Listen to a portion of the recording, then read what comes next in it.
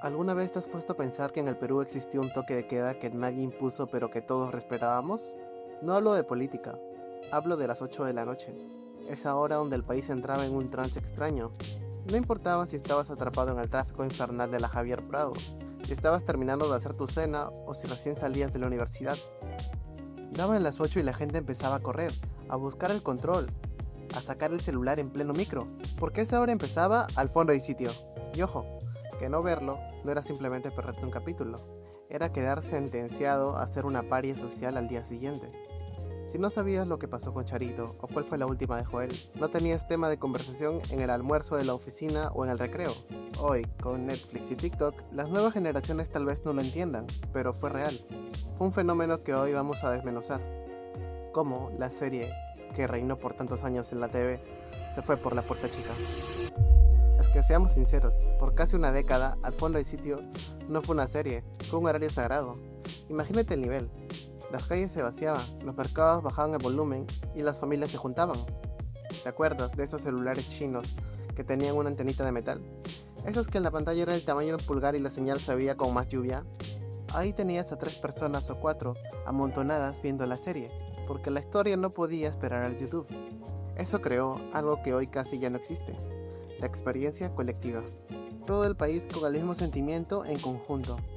Cuando pasa eso, la televisión deja de ser una caja boba y se vuelve el corazón de la casa. Pero claro, mantener ese ritmo cardíaco por tantos años es casi un milagro, o una maldición. ¿Cuál fue el imán de la serie? Que no necesitábamos el manual para entender a los personajes. ¿Eran exagerados? Sí, pero eran recontra peruanos.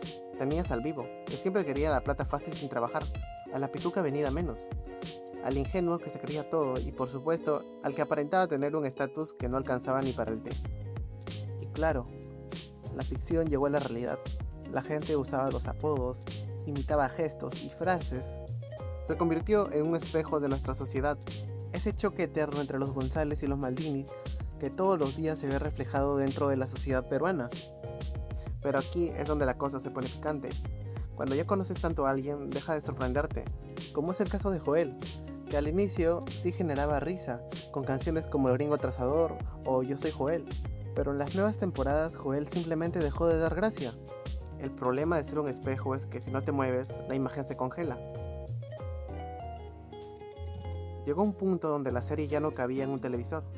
Saltó a los paneles, a los comerciales de detergente y hasta dulces. ¿Se acuerdan de ese dulce, que no diré marcas, pero todos sabemos cuál es, que venía con 2 muñequitos de Joel y Fernanda?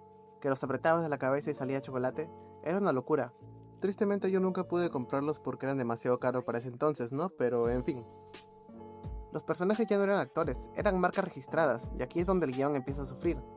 Porque cuando una serie se vuelve máquina de hacer plata, la prioridad ya no es que la historia sea buena, sino que el personaje siga ahí para vender cuadernos o mochilas.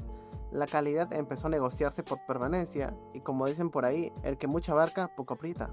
Es ahí cuando empezamos a ver la salida de diferentes personajes, como Charito, Peter, hasta el mismo actor que hace de Pepe. Al Fondo y Sitio no se murió porque se puso mala de la noche a la mañana.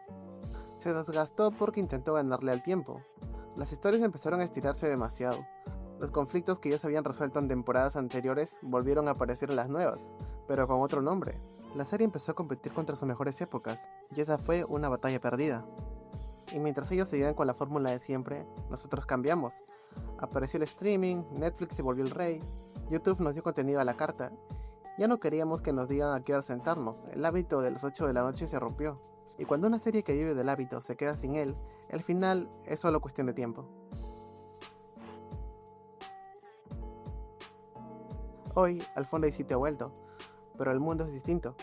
Ya no es un fenómeno que paraliza el tráfico, pero su huella es imborrable. Logró lo que pocas historias consiguen, que todo un país se pusiera de acuerdo en algo, aunque sea por una hora. Nos hizo reír, nos hizo renegar y sobre todo nos dio una identidad compartida en una época donde todavía nos sentábamos frente a la pantalla. Porque hubo un tiempo en el Perú donde las 8 de la noche no se discutía, y eso, amigos, no lo logra cualquier historia. ¿Y tú? ¿Cuál fue ese momento de la serie que nunca vas a olvidar? Te leo en los comentarios.